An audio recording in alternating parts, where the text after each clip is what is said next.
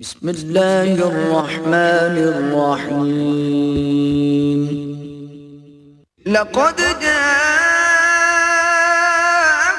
رسول من انفسكم عزيز عليه ما عنتم حريص عليكم بالمؤمنين رؤوف رحيم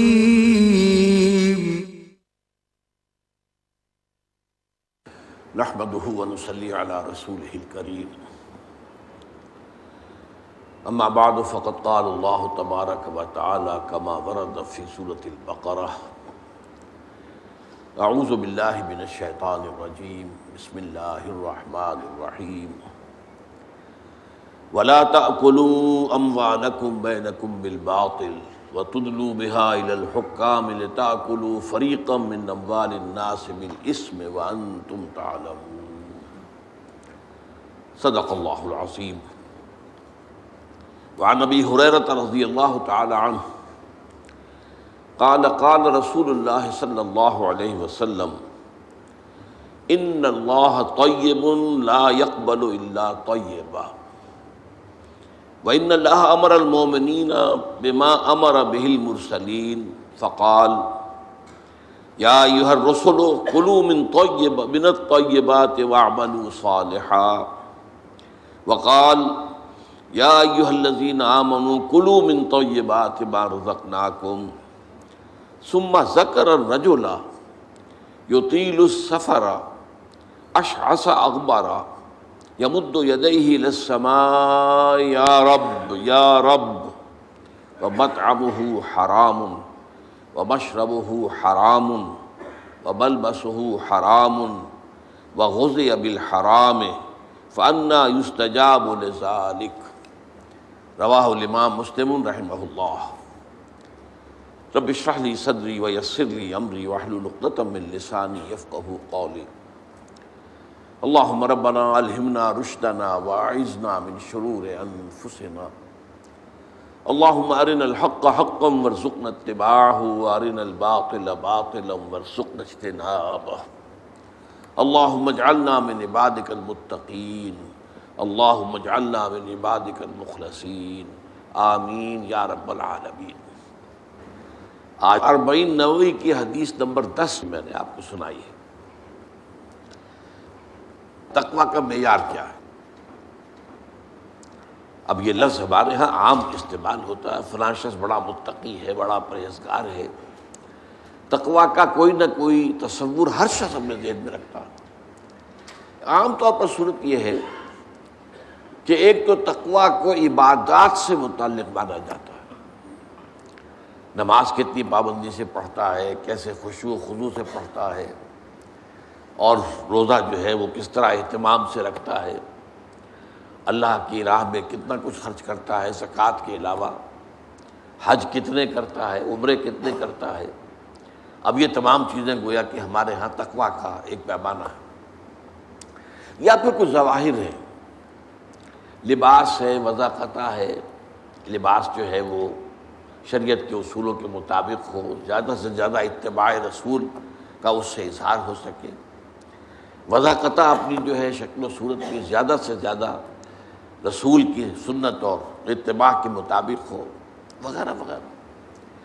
یہ ساری چیزیں تو وہ ہیں جو ہمارے ذہنوں میں موجود ہیں، لیکن یہاں سورہ بقرہ کے 23ویں رکوع کے آخر میں وہ آیت آئی ہے وَلَا تَأْكُلُوا أَمْوَالَكُمْ بَيْنَكُمْ بِالْبَاطِلِ، اور دیکھو تم ایک دوسرے کے مال آپس میں باطل طریقے سے مت کھاؤ۔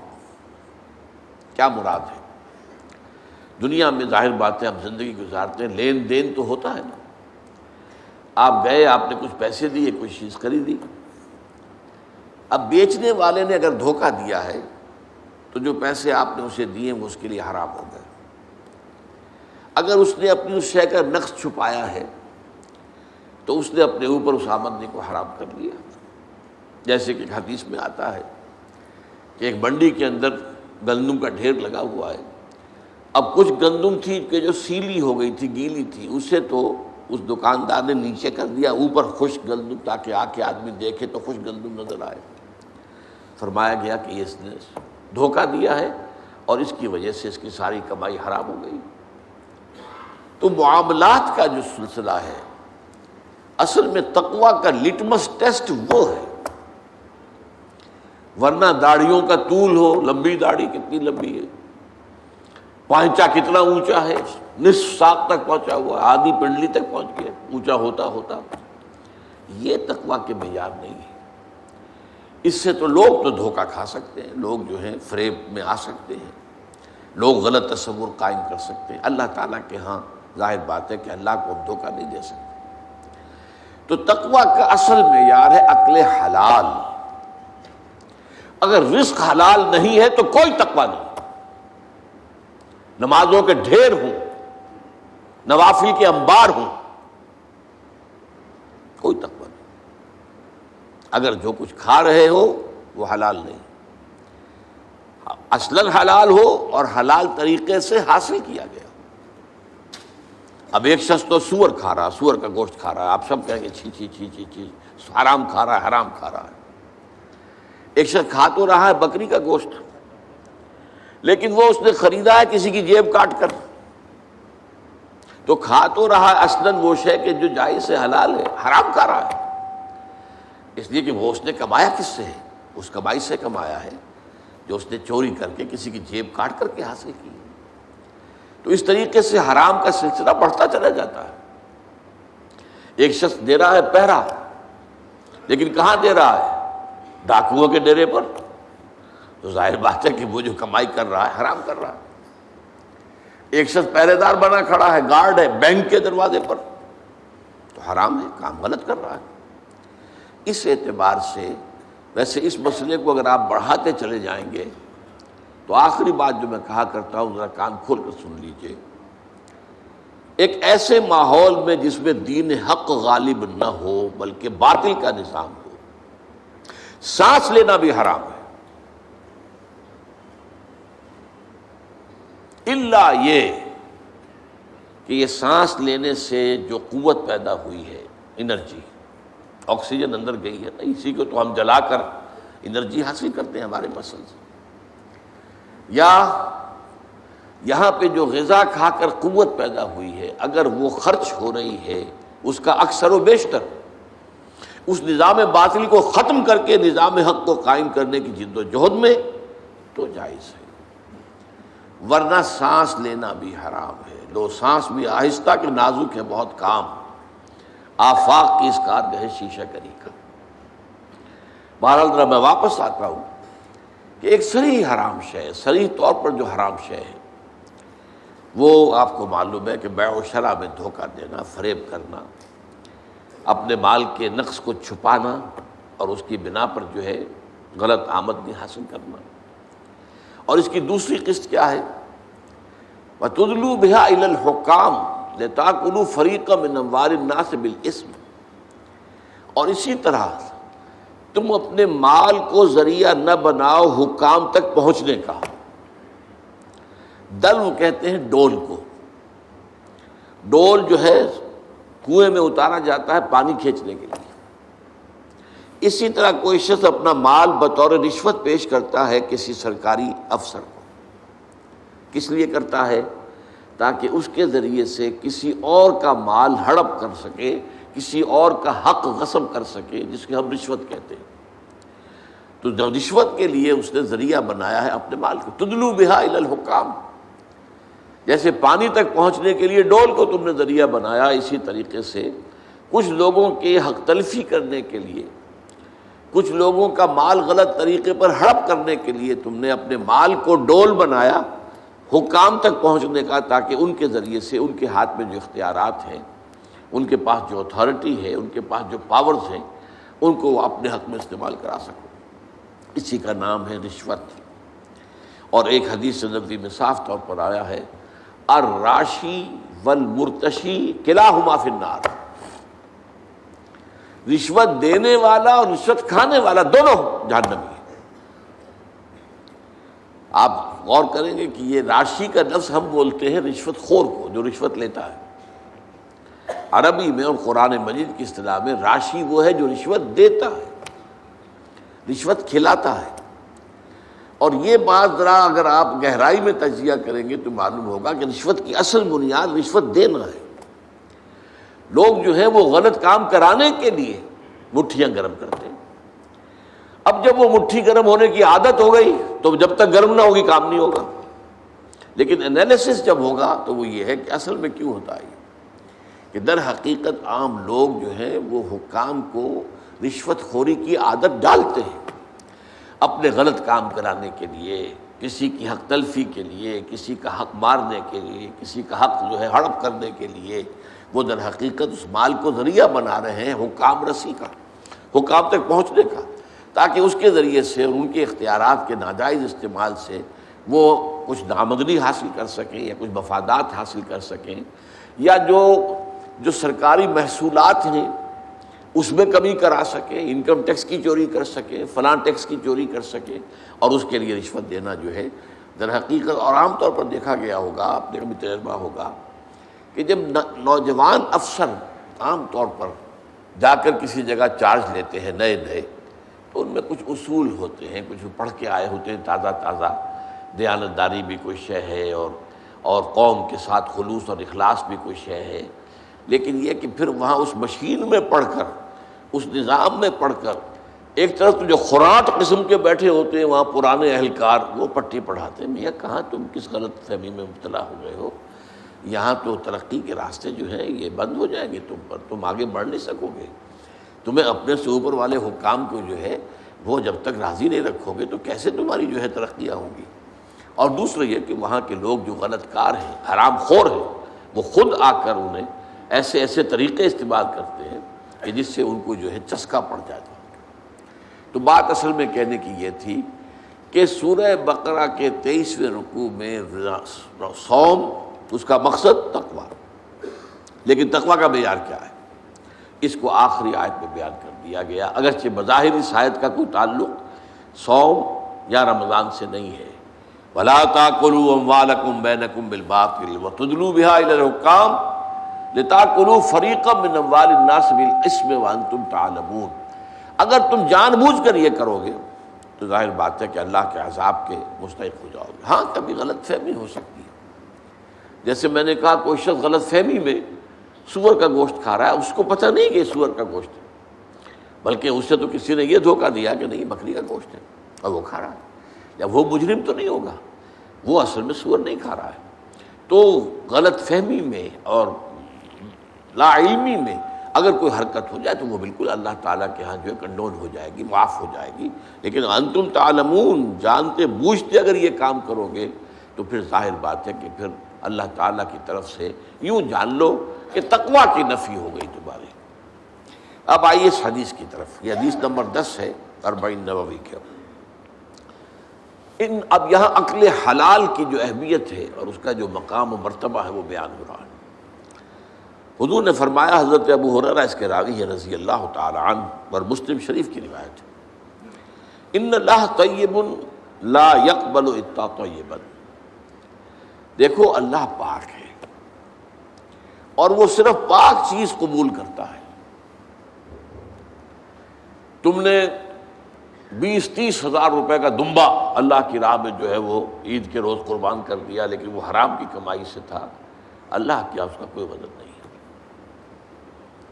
لن ینال اللہ لحومها ولا دماؤها ولکن ینالہ التقوی منکم۔ دیکھو ان قربانیوں کا نہ گوشت اللہ تک پہنچتا ہے نہ خون، ہاں پہنچنے والی چیز ہے اگر تقوی ہے تمہارے، تقوی ہے، جائز آمدنی سے، جائز کمائی سے تم نے وہ جانور خریدا ہے، اللہ کی راہ میں اس کو ہدیہ کیا ہے، اللہ کی راہ میں ذبح کیا ہے، تو اس کے ایک ایک بال کے اوپر بھی اجر ہے۔ تو ہر چیز جو ہے اس کے لیے اللہ تعالیٰ کے ہاں وہ تمہاری میزان کے اندر، میزان عمل میں آئے گا۔ لیکن تقویٰ نہیں ہے، حرام کی کمائی سے کیا ہے تو اللہ کو قبول نہیں ہے۔ ان اللہ طیب ولا يقبل الا طیبا الا طیبا، اور وہ سوائے پاک کے، پاک چیز کے، حلال چیز کے اور کسی چیز کو قبول نہیں کرتا۔ یہی تو پہلا قتل جو ہوا تھا نوع انسانی میں، سورہ مائدہ میں اس کا ذکر ہے۔ حضرت آدم کے 2 بیٹوں نے قربانی پیش کی، قربا قربانن۔ یہ قربانی اصل میں کس سے لفظ سے بنا؟ قرب سے۔ اللہ کا تقرب حاصل کرنے کی، قربانی اصل میں قرب سے بنا ہے، تو اللہ کا تقرب حاصل کرنے کے لیے ایک شخص جو تھا ان میں سے، وہ چرواہا تھا ایک بھائی، اس نے لا کر کوئی بھیڑ یا مینڈھا جو ہے وہ اللہ کی راہ میں قربان کیا، اور دوسرا جو تھا وہ کھیتی باڑی کرتا تھا، اس نے کچھ اپنی جو پیداوار ہے اس میں سے کچھ لا کر پیش کیا قربانی کے طور پر۔ اچھا، اس وقت کیا رواج تھا جو آج نہیں ہے، وہ ختم ہو چکا ہے، کہ کسی کی قربانی کی قبولیت کی علامت یہ ہوتی تھی کہ آسمان سے آگ اترتی تھی اور اس قربانی کو بھسم کر دیتی تھی۔ یہ علامت تھی اس بات کی کہ اللہ تعالیٰ نے اس قربانی کو قبول کر لیا۔ تو ایک کی قربانی جو ہے، حابیل کی قربانی اللہ نے قبول کر لی، قابیل کی نہیں کی۔ اب قابیل کو شدید غصہ، طیش میں آ کر اس نے میں تمہیں قتل کر دوں گا، اب بھائی پر غصہ اتار رہا ہے۔ بھائی نے کہا بھائی جان، اللہ تعالیٰ جو ہے قربانی قبول نہیں کرتا مگر متقیوں سے، آپ اپنے گریبان میں جھانکے، آپ کی قربانی اللہ نے کیوں ریجیکٹ کی؟ لیکن نہیں، اس نے کہا میں قتل کروں گا۔ تو یہ حابیل کا مشہور واقعہ، کیونکہ اگر آپ ہاتھ اٹھائیں گے مجھ پر مجھے قتل کرنے کے لیے، میں اپنا ہاتھ نہیں اٹھاؤں گا کہ آپ کو قتل کروں، بلکہ میں تو یہ چاہوں گا کہ آپ مجھے اگر بغیر کسی جواز کے، بلا جواز اگر مجھے قتل کریں گے تو گویا کہ اپنے گناہوں کا بوجھ تو آپ کو اٹھانا ہی ہے، میرے گناہوں کا بوجھ بھی آپ اٹھا لیں گے تو I stand to lose nothing, میرا تو کوئی نقصان نہیں ہے اس میں۔ بہرحال یہ پہلا قتل تھا کہ جو نوع انسانی میں ہوا ہے، اور اس میں بات کی تقویٰ۔ اللہ تعالیٰ جو ہے وہ تو متقیوں سے قبول کرتا ہے قربانی، وہ مالی ہو، کسی طرح کی قربانی ہو، وہ عبادت ہو، بدنی عبادت ہو، التحیات للہ والصلوات والطیبات، یہ ساری چیزیں جو ہے یہ اگر تقویٰ کے ساتھ ہیں تو اللہ کے ہاں قابل قبول ہے، ورنہ نہیں۔ وَإِنَّ اللَّهَ أَمَرَ الْمُؤْمِنِينَ، حضور فرماتے ہیں اللہ نے اہل ایمان کو بھی وہی حکم دیا ہے، بما امر بہ المرسلین، جو اس نے اپنے رسولوں کو حکم دیا۔ اب یہاں دیکھیے کہ حضور سورہ مومنون کی ایک آیت کوٹ کر رہے ہیں، سورہ مومنین کی آیت نمبر 51 ہے، یا ایھا الرسل کلوا من الطیبات واعملوا صالحا، اے میرے رسولو پاکیزہ چیزیں کھاؤ اور عمل نیک کرو۔ یہ اکل حلال کے ساتھ پھر اس کے بعد جو ہے وہ عمل نیک اللہ تعالیٰ کے ہاں وہ قابل قبول ہوگا۔ کلوا من الطیبات واعملوا صالحا۔ وقال، اور ایک دوسری آیت بھی آپ نے کوٹ کی، یہ سورہ بقرہ کی آیت نمبر 172 ہے، یا ایھا الذین آمنوا کلوا من طیبات ما رزقناکم، دیکھو کھاؤ ان پاک چیزوں میں سے جو ہم نے تمہیں دی۔ گویا کہ اکل حلال، رزق حلال، رزق طیب، حلال اور طیب، یہ ہے در حقیقت جس کا حکم دیا جا رہا ہے، رسولوں کو بھی دیا گیا اور اہل ایمان کو بھی دیا گیا۔ ثم ذکر، اب یہ ہے اس حدیث کا وہ ٹکڑا کہ جو لرزہ طاری کر دینے والا ہے۔ پھر حضور نے ذکر فرمایا الرجل، ایک ایسے شخص کا، یطیل السفر، جو بڑا لمبا سفر کر کے آیا ہے۔ حدیث میں صراحت نہیں ہے لیکن گمان یہ ہے کہ یہ حج کا سفر ہے۔ ایک شخص دور دراز سے اور احرام باندھ کے آیا ہے، اور ظاہر بات ہے کہ اس زمانے میں سفر جو ہے، فرض کیجئے کوئی شخص مدینے سے چل کر آیا ہے مکہ حج کرنے کے لیے، تو 7 دن کا سفر تو اس کا ویسے ہی ہے اونٹ کے اوپر۔ اب کیا اس کا حال ہو جاتا ہوگا، احرام کی پابندیاں، نہاتا بھی نہیں ہے، مبادا کو بال ٹوٹ جائے، دم دینا پڑ جائے، اس حوالے سے اور انتہائی احتیاط کے ساتھ جو ہے، اور وہ چل رہا ہے اور 7 دن کا سفر کیا ہے، تو کیا حال ہوا ہوگا؟ کپڑے میلے بوسیدہ، احرام میلا اور بوسیدہ ہو گیا ہوگا، بالوں کے اندر جو ہے وہ پراگندہ ہوں گے بال، اب اس کے اندر جو ہے وہ چونکہ کوئی نہ کوئی تیل ڈالا گیا، نہ خوشبو ڈالی گئی، نہ اسے انہیں جو ہے دھویا گیا، تو فرمایا ثم ذکر الرجل یطیل السفر اشعث اغبر، بال پراگندہ بھی ہے اور غبار آلود بھی ہے، اونٹوں پر سفر کیا ہے۔ اور ظاہر بات ہے کہ قافلہ جب چلتا ہے اونٹوں کا تو اگلا اونٹ جو ہے وہ جو خاک اڑاتا ہے وہ پچھلے اونٹ کی سواری کے اوپر آئے گی لازماً۔ گھوڑے جب دوڑتے ہیں تو ان کے سموں سے جو اڑنے والی خاک ہے وہ ظاہر بات ہے کہاں جاتی ہے، سواروں پر بھی آتی ہے۔ یمد یدیہ الی السماء، وہ اپنے دونوں ہاتھ اٹھاتا ہے آسمان کی طرف، یا رب، اے میرے پروردگار، اے میرے پروردگار۔ اب اس میں میرے سامنے جو نقشہ آتا ہے وہ تو جبل رحمت. اب وہاں پہنچنے کے لیے لوگ بڑی محنتیں کرتے ہیں، یہ کہ وہ چھوٹی سی پہاڑی ہے، اس پر جانے کے لیے، اور وہ کہیں سب سے اونچی چوٹی پر پہنچ کر کوئی شخص ہاتھ اٹھا کر کھڑا ہے، یمد یدیہ الی السماء یا رب یا رب. یا فرض کیجئے کہ وہ بیت الحرام میں ہے، مسجد حرام میں ہے، خاص خانہ کعبہ کے سامنے پکار رہا ہے اللہ. وَمَطْعَمُهُ حَرَامٌ، حال یہ ہے کہ جو اس کا کھایا ہوا ہے پیٹ میں وہ حرام ہے. وَمَشْرَبُهُ حَرَامٌ، اور جو اس کا پیا ہوا ہے وہ بھی حرام ہے. وَمَلْبَسُهُ حَرَامٌ، اور جو اس کا لباس ہے، احرام، بہت قیمتی تولیوں کا وہ جو احرام ہے وہ بھی حرام کی کمائی سے آیا. وَغُذِيَ بِالْحَرَامِ، یہ سب سے آخری ٹکڑا سب سے اہم ہے. حرام کے ذریعے ہی غذا پائی ہے اس نے، اس کا تن و توش جو بنا ہوا ہے وہ حرام کی غذا سے بنا ہوا ہے. فَأَنَّىٰ يُسْتَجَابُ لِذَٰلِكَ، تو اس شخص کی دعا کیسے قبول ہے؟ قبولیت دعا کے اندر سب سے بڑی رکاوٹ عقل حرام. آپ دعا کرتے رہے اللہ سنے گا ہی نہیں. اَنَّىٰ يُسْتَجَابُ لِذَٰلِكَ، کہاں سے، کیسے، قبول کیسے ہو؟ وہ تو تم خود اپنی اس دعا کے راستے میں سب سے بڑی رکاوٹ ہو. تم اپنی آمدنی کا جائزہ لو، غور کرو، اس میں کمائی کے اندر کوئی حرام تو شامل نہیں ہے، کوئی ناجائز طریقہ تو شامل نہیں ہے، کوئی براہ راست سود کا عنصر تو نہیں ہے.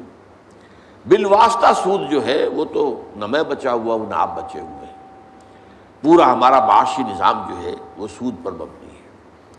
ایک گندم کا دانہ بھی ہم کھاتے ہیں تو اس میں سود ہے. اس کے لیے بیج خریدا گیا سودی قرضے پر، اس کے لیے فرٹیلائزرز خریدے گئے سودی قرضے پر، اس کے لیے پیسٹی سائڈز خریدے گئے سودی قرضے پر، ٹریکٹر خریدا گیا سودی قرضے پر. تو ایک ایک دانے میں سود ہے. وہ سود تو میرے اندر جا ہی رہا ہے، اس کے بغیر تو چارہ نہیں ہے. یا ہوا میں، جیسے کہ حضور نے فرمایا صلی اللہ علیہ وسلم کہ ایک زمانہ آئے گا کہ چاہے کوئی شخص سود کھائے گا نہیں، لیکن سود کا غبار یا دھواں، غبار یا دخان کا لفظ ہے دھواں، اس کے اندر ضرور جائے گا. فرض کیجئے کہ فضا کے اندر ڈسٹ سسپینشن ہو گئی ہے، گردہ ہے. اب ظاہر بات ہے سانس تو آپ کو لینا ہے، سانس تو لینا چھوڑ نہیں سکتے، آپ مر جائیں گے، کیسے ہوگا؟ سانس کے ساتھ غبار لازماً جائے گا، اندر پھیپھڑوں میں جائے گا. کوئی آپ کو روکنے کا کوئی ذریعہ آپ کے پاس نہیں. یا کہیں جو ہے جو دھواں بھر گیا ہے، فرض کی جیسے آگ لگتی ہے بڑی اونچے ہوٹلوں کے اندر، 14ویں منزل کے اوپر جو ہے آگ لگی ہے، کمروں کے اندر دھواں بھر گیا، کہاں جائیں لوگ؟ 14ویں منزل سے چھلانگ لگائیں تو ویسے ختم، ہڈیاں جو ہیں اس کا چورا ہو جائے گا. بہرحال جو بھی شکل جو بیتتی ہے، تو سانس تو لینے پر مجبور ہے، جب تک بھی سانس آئے تو دھواں اندر جائے گا. یہ دور وہ ہے کہ جس کی فضا میں سود موجود ہے، اور وہ فضا کے اندر جو سود ہے وہ ہم سانس لے رہے ہیں تو ہمارے اندر جا رہا ہے. اس پہلو سے بالواسطہ انڈائریکٹ سود سے تو آج کوئی بھی بچا ہوا نہیں.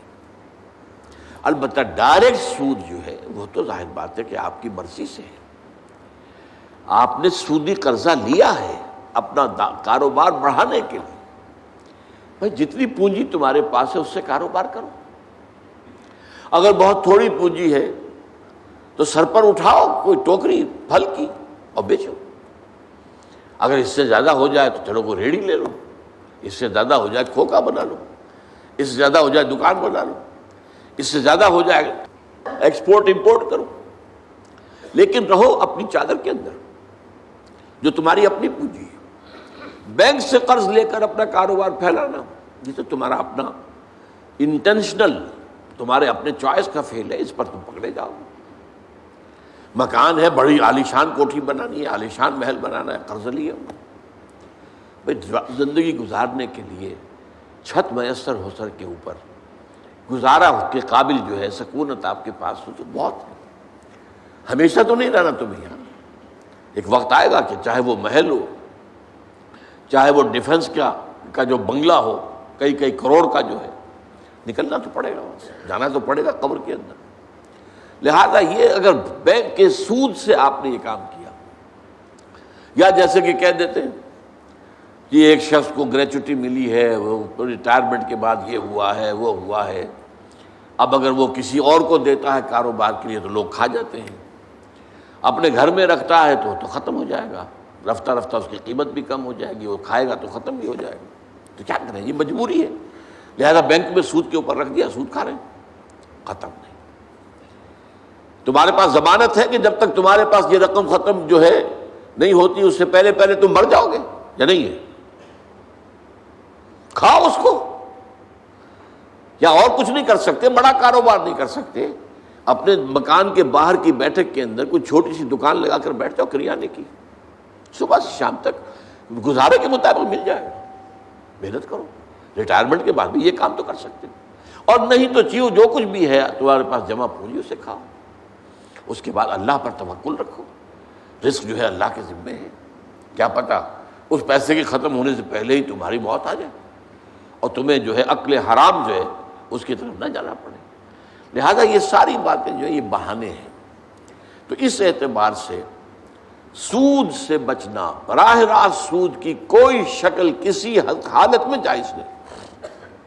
وہ آپ لاکھ مجبوری کا کیا کریں، بیوہ ہے، بیوہ کے پاس پیسے ہیں، وہ کیا کرے، کہاں لگا دے، کس کو دے دے، وہ سب کھا جائیں گے، یہ کریں گے وہ کریں گے، قطعاً کوئی عذر نہیں حرام کے لیے۔ ہاں آدمی کی جان پر بن گئی ہو، مر رہا ہو یا مر رہی ہو کوئی عورت، اور سوائے کسی حرام شے کے کھانے کے اور کچھ نہ ہو، تو اس حد تک صرف جان بچانے کے لیے حرام کھانے کی اجازت ہے۔ فمن اضطر غیر باغ ولا عاد، دو شرطوں کے ساتھ، اضطرار کی کیفیت ہو، انتہائی جو ہے مجبوری کا عالم ہو، غیر باغ ولا عاد، اس کی طرف خود کوئی دل میں تمنا نہ ہو، عارضی نہ ہو، یہ نہ ہو کہ خواہش بھی ہو حرام کھانے کی، اور یہ کہ جو کم سے کم مقدار ضروری ہے جان بچانے کی اس سے آگے بڑھے بھی نہیں۔ یہ دو شرطیں پوری کی ہوں تو حرام کھا کی اجازت ہے، اللہ تعالیٰ معاف فرما دے گا۔ لیکن عام حالت میں آپ اپنے کاروبار میں، اپنے پیشے میں، اپنے معاش میں اگر حرام کا کوئی عنصر مستقل طور پر اس کو قائم کر لیتے تو پھر ہمارے آج کی گفتگو کا حاصل کیا ہے؟ تقویٰ کی نگیشن ہو جائے گی، تقویٰ پھر نہیں ہے۔ پھر جیسا کہ روزے کے ضمن میں بھی وہ احادیث ہے، اب ایک شخص ہے روزے رکھ رہا ہے اور سودی کاروبار کر رہا ہے، تو یہ روزہ ہے۔ حضور نے فرمایا من لم یدع قول الزور والعمل به فلیس للہ حاجۃ ان یدع طعامہ وشرابہ، جس شخص نے جھوٹ بولنا نہیں چھوڑا اور جھوٹ پر عمل کرنا نہیں چھوڑا، اللہ کو کوئی ضرورت نہیں ہے کہ وہ اپنا کھانا پینا چھوڑ دے۔ یہ فاقہ کر رہا ہے، کھانا پینا چھوڑا، یہ روزہ تو نہیں ہے۔ عین روزے کی حالت میں رشوت لے رہے ہیں، عین روزے کی حالت میں جھوٹ بول رہے ہیں، عین روزے کی حالت میں لوگوں کو دھوکہ دے رہے ہیں۔ روزہ یہ روزہ نہیں ہے بھائی، یہ تو فاقہ ہے۔ اس لیے فرمایا کم من صائم لیس لہ من صومہ الا الجوع، کتنے ہی ہیں روزے رکھنے والے جنہیں اپنے روزے سے سوائے بھوک اور پیاس کے کچھ حاصل نہیں، کوئی اجر و ثواب ہے ہی نہیں۔ اس لیے کہ یہ تو روزے میں کھانا پینا حلال چیز کا بھی تمہارے اوپر حرام کر دیا گیا دن کے وقت، لیکن جھوٹ بولنا تو مستقلاً حرام ہے، رشوت لینا تو مستقلاً حرام ہے، سودی لین دین تو مستقلاً حرام ہے۔ وہ مستقل حرام جو ہے وہ عین روزے کی حالت میں بھی جاری ہے، تو ظاہر بات ہے کہ یہ روزہ نہیں ہے۔ تو جیسا کہ میں نے عرض کیا، روزے، صیام، قیام رمضان یہ بھی ہے، فلیس لہ من صیامہ الا الجوع ومن قیامہ الا السحر، یہ رات کو کھڑے رہنا بھی اس سے بھی سوائے انیندرا جسے آپ کہتے ہیں کہ نیند کی قربانی اس نے دی ہے اور اسے حاصل کچھ نہیں ہوگا، نیند اس نے اپنے کھوئی ہے، اسے حاصل کچھ نہیں ہوگا، نہ قیام لیل سے اور نہ صیام النہار سے۔ اس اعتبار سے تقویٰ جو ہے در حقیقت وہ ہے اصل، اور وہ ہے مالی معاملات میں تقویٰ، معاملات انسانی میں تقویٰ، بیع و شرع میں تقویٰ، کاروبار میں تقویٰ، آمدنی میں تقویٰ، جب تک کہ حلال نہیں ہوگا اس وقت تک ظاہر بات ہے کہ تقویٰ نہیں ہوگا۔ یہاں چونکہ تقویٰ کا مضمون آئی گیا ہے تو میں آپ کو ایک بہت پیارا واقعہ سنا دیتا ہوں کہ تقویٰ کی تعریف کیا ہے۔ اس پر حضرت عمر رضی اللہ تعالیٰ عنہ کی مجلس شورا میں کوئی بحث چھڑ گئی، تقویٰ کسے کہتے ہیں، ہاؤ ٹو ڈیفائن تقویٰ، تقویٰ کی ایک جامع و معنی تعریف کیا ہوگی۔ اب بہت سے صحابہ نے اپنے اپنی رائے دی، حضرت ابی بن کعب رضی اللہ تعالی عنہ وہ خاموش بیٹھے رہے، اور یہ وہ صحابی ہیں جن کے بارے میں حضور کی حدیث یہ ہے اقرأہم ابی بن کعب، میرے صحابہ میں قرآن کا سب سے بڑا عالم اور قاری جو ہے وہ ابی بن کعب ہے۔ تو حضرت عمر نے کہا بھائی آپ نے کچھ نہیں بتایا، آپ بتائیں تقویٰ کسے کہتے ہیں۔ اس پر انہوں نے کہا امیر المومنین، اگر کسی شخص کو کسی خاردار جنگل میں سے گزرنا پڑے، اوپر جھاڑیاں ہیں، کانٹوں دار ہیں، درخت ہیں، نیچے لمبی لمبی گھاس ہے، کوئی پگڈنڈی بھی بنی ہوئی نہیں ہے کہ جو راستہ نظر آ رہا ہو، کیا پتہ کہیں گھاس کے اندر کوئی سانپ کنڈلی مارے بیٹھا اور آپ کا پاؤں اس پر پڑ جائے، اور آپ کو معلوم ہے امیزن کا طاس اور کانگو کا طاس جو ہے، یہ جو دنیا میں جو سب سے زیادہ گھنے جنگل ہیں افریقہ میں اور ایک ساؤتھ امریکہ میں، ان میں تو سانپ اوپر سے بھی لٹکے ہوئے ہوتے، درختوں سے شاخوں سے لٹکے ہوئے بھی۔ اب کسی کو گزرنا ہو تو کس طرح پھونک پھونک کر قدم رکھے، دیکھ دیکھ کر، چوکن نہ ہو کر، اچھی طرح احتیاط سے۔ یہ در حقیقت تقویٰ ہے، بچنا، کہیں میرے کپڑے کسی کانٹوں میں الجھ نہ جائیں، کہیں میرا پاؤں کسی موذی جانور کے اوپر نہ آ جائے، کہیں میرا پاؤں کسی موذی جانور کے بل یا بھٹ میں نہ پڑ جائے۔ اب اس طریقے سے پھونک پھونک کر، جس کو ہم کہتے ہیں محاورے میں پھونک پھونک کر قدم رکھنا، اور پوری طرح چوکس اور چوکنے ہو کر راستہ طے کرنا، یہ تقویٰ ہے۔ اس پہلو سے در حقیقت یہ زندگی جو ہے یہ بھی ایک سفر ہے، جس کے لیے حدیث ہے حضور کی، کن فی الدنیا کانک غریب و عابر سبیل، دنیا میں ایسے رہو جیسے کہ تم اجنبی ہو۔ یہ بہت قابل غور ہے معاملہ۔ اصل میں ہم دیکھتے ہیں عام لوگوں کی دلچسپیاں کیا ہیں، عام لوگ کدھر بھاگ رہے ہیں، کدھر دوڑ رہے ہیں، سب کو دنیا کی پڑی ہوئی ہے، بہتر سے بہتر مکان، عالیشان سے عالیشان محل، نئی سے نئی کار، اعلیٰ سے اعلیٰ کار۔ اس میں ایک آدمی جو ہے جو حق پر چلنے والا ہو اور جس نے اپنے آپ کو دین کے لیے وقف کر دیا، وہ اپنے آپ کو اجنبی پائے گا۔ میری سوچ اور ہے، ان کی اور، انہیں دنیا کسی اور چیز کی ہے، مجھے فکر کوئی اور دامنگیر ہے، تو اجنبی، وہ اپنے آپ کو اس ماحول میں اجنبی پائے گا۔ کن فی الدنیا کانک غریب او عابر سبیل، یہ ایسے رہو جیسے کہ راستہ گزرنے والا ہوتا ہے، اسے راستے سے کوئی پیار نہیں ہوتا، اصل میں تو منزل ہے جہاں پہنچنا ہے، اسے راستہ اس منزل تک پہنچانے کا ذریعہ ہے۔ یہی وجہ ہے کہ حضور نے فرمایا صلی اللہ علیہ وسلم، مالی ولی دنیا، مجھے تمہاری دنیا سے کیا سروکار، انما مثلی کا راکب استظل تحت شجرۃ ثم راح فترکھا، میری مثال تو اس مسافر کی سی ہے، سوار جو تھوڑی دیر کے لیے رکتا ہے کسی درخت کے سائے میں سستانے کے لیے، تھوڑا سا آرام کرنے کے لیے، پھر وہ چھوڑتا ہے، اس کو اپنا راستہ لیتا ہے۔ یہ اس کا ٹھکانہ تو نہیں ہے، یہ اس کی منزل تو نہیں ہے، یہ اس کا گھر تو نہیں ہے، یہاں اسے رہنا تو نہیں ہے۔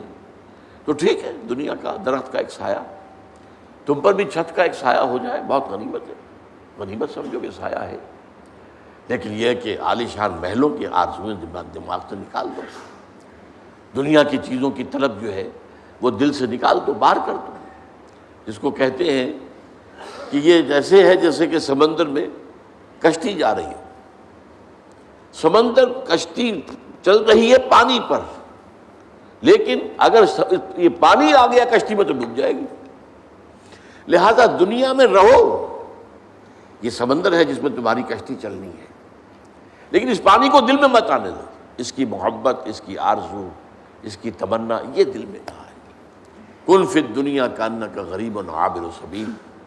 اور اسی حوالے سے ایک اور حدیث حضور نے فرمایا، یہ ہماری پوری تاریخ کا ایک جو سمجھیے خلاصہ ہے، بدا الاسلام غریبا فسیعود کما بدا فطوبی للغرباء۔ اسلام کا جب آغاز ہوا ہے تو وہ غریب تھا، اجنبی تھا، کوئی اس کا پہچاننے والا تھا ہی نہیں۔ آپ سوچئے مکہ مکرمہ کے ابتدائی دنوں میں حضور کیا محسوس کرتے ہوں گے؟ کوئی ہے میرا جاننے والا، میرا پہچاننے والا؟ کوئی ہے؟ ظاہر بات ہے کہ بالکل اجنبی، اکیلے، تنہا، معدود چند ساتھی آئے ہیں۔ تو اسلام غریب تھا، بدا الاسلام غریبا۔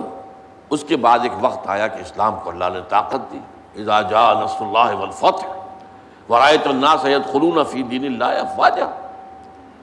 جب اللہ تعالیٰ کی نصرت آ گئی اور فتح آ گئی، اور آپ نے دیکھا یا آپ دیکھیں، دو ترجمے ہو سکتے ہیں کہ لوگ جو ہیں جوق در جوق، فوج در فوج اللہ کے دین میں داخل ہو رہے ہیں، وہ وقت بھی آ گیا۔ تو اب اسلام غریب نہیں رہا، اب تو سب اسلام کے دوست بن گئے، اسلام کے چاہنے والے ہو گئے۔ اسلام جو ہے وہ طاقتور کے تو سبھی ساتھی ہیں، سبھی دوست ہیں، لیکن بس یعود کما بدا، ان قریب اسلام پھر اجنبی ہو جائے گا جیسا کہ وہ پہلے اجنبی تھا۔ یہاں سین آیا ہے، سیعود، سوفا نہیں۔ عربی میں جب سین آتا ہے فعل مضارع پر، آپ کو معلوم ہے فعل مضارع عربی میں مستقبل اور حال اور مستقبل دونوں کو کور کرتا ہے۔ اگر مستقبل کے لیے خاص کرنا ہو تو سین یا سوفا لگائیں گے۔ سَيَقُولُ السُّفَهَاءُ مِنَ النَّاسِ مَا وَلَّاهُمْ عَنْ قِبْلَتِهِمُ الَّتِي كَانُوا عَلَيْهَا۔ ان قریب کہیں گے لوگوں میں سے یہ نادان لوگ کہ کس چیز نے انہیں پھیر دیا اس قبلے سے جس پر یہ تھے جب تحویل قبلہ کا حکم آیا۔ تو سین آتا ہے ان قریب کے لیے، سَيَعُودُ كَمَا بَدَا، ان قریب اسلام پھر غریب ہو جائے گا جیسا کہ پہلے غریب تھا۔ اب جو بات سمجھنے کی ہے، مسلمان غریب نہیں رہے، امیر سے امیر تر ہوتے چلے گئے، لیکن اسلام خلافت راشدہ کے خاتمے کے ساتھ ہی غریب سے غریب تر ہوتا چلا گیا۔ It's a very big contrast. دور بنو امیہ میں، دور بنو عباس میں کتنا عروج ہوا مسلمانوں کو۔ مسلمان ترقی پر ہیں، مسلمان جو ہے ان کی سطوت ہے، ان کی شوکت ہے، شان ہے، ان کا غلبہ ہے، ان کی حکومت ہے۔ اس وقت کی دنیا کی عظیم ترین سلطنت ان کی ہے، سلطنت عباسیہ، بنو عباس۔ لیکن اسلام غریب ہونا شروع ہوا۔ تو وہ جو ایک ریاست اور سیاست کا معاملہ تھا سب سے پہلے وہ ختم ہوا، اس کا اسلام سے تعلق نہیں رہا، بلکہ اب جس کی لاٹھی اس کی بھینس۔ یہ نہیں ہوگا کہ مشاورت سے ہم طے کریں گے کون اہل ترین آدمی ہے، کون سب سے زیادہ متقی ہے، کون سب سے زیادہ اللہ کو جاننے والا اور پہچاننے والا ہے، اسے ہم مقرر کریں۔ نہیں، جس کی لاٹھی اس کی بھینس، جس کے پاس قوت ہے اس کی حکومت ہوگی۔ اب اسلام غریب ہونا شروع ہوا، ہوتے ہوتے ہوتے ہوتے یہاں تک حال آ گیا جب یورپین کولونیلزم آیا ہے، تو وہ جو مسلمان، کم سے کم یہ کہ مسلمان بادشاہتوں کے اندر قاضی تو ہوتے تھے نا، مقدموں کا فیصلہ تو شریعت کے مطابق ہوتا، اب وہ بھی گیا۔ اب میجسٹریٹس آ گئے، اب فوجداری قانون انگریز کا ہے، دیوانی قانون انگریز کا ہے۔ ہاں انہوں نے بڑی رعایت کی تھی، آئلی قوانین میں ہمیں اجازت دے رکھی تھی، نماز روزے کی اجازت دے رکھی تھی، لیکن باقی پورا نظام تو ان کا تھا۔ تو اس طریقے سے ہوتے ہوتے اسلام غریب ہوتا چلا گیا۔ اب فرمایا طوبیٰ للغرباء، تو تہنیت ہو، مبارکباد ہو غریبوں کو، اجنبیوں کو۔ کیا مطلب؟ جب اسلام اپنے اجنبیت کے دور میں چلا جائے تب دو راستے ہوں گے، یا تو آپ اسلام کا دامن چھوڑیں اور جو اونچائی کی طرف راستہ جا رہا اسی پر آپ بھی چل پڑے، چلو تم ادھر کو ہوا ہو جدھر کی، معاشرے میں عزت جس چیز سے ملتی ہے وہی حاصل کرو، معاشرے میں مقام جس چیز سے بنتا ہے اسی کے لیے کوشش کرو۔ اور ایک یہ کہ چھوڑو اس کو اسلام کے دامن سے چمٹے رہو. اسلام غریب ہو گیا تم بھی غریب ہو جاؤ.